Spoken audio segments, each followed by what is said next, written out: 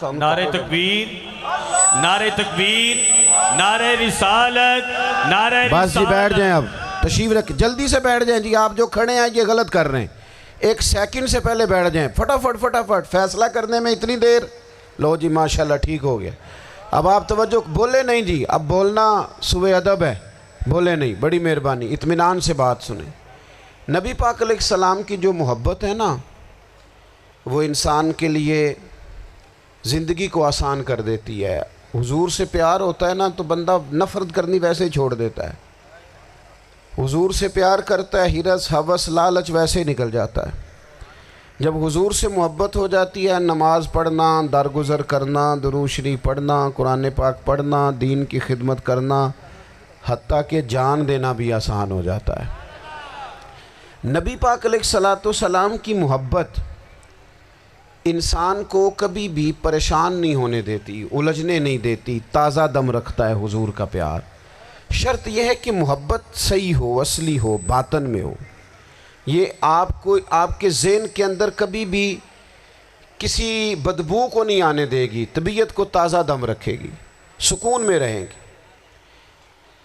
لیکن نبی پاک علیہ السلام کی محبت کے کچھ تقاضے ہیں، ان تقاضوں کو سمجھنا پڑے گا۔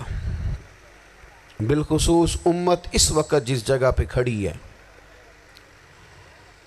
آپ دیکھیں کہ اتنی بربریت اور اس جیتے جاگتے دیکھتے ماحول میں کہ جس میں ہر چیز کیمرے کی آنکھ دیکھ رہی ہے، اس میں اس قدر زیادہ اسرائیل کی جارحیت،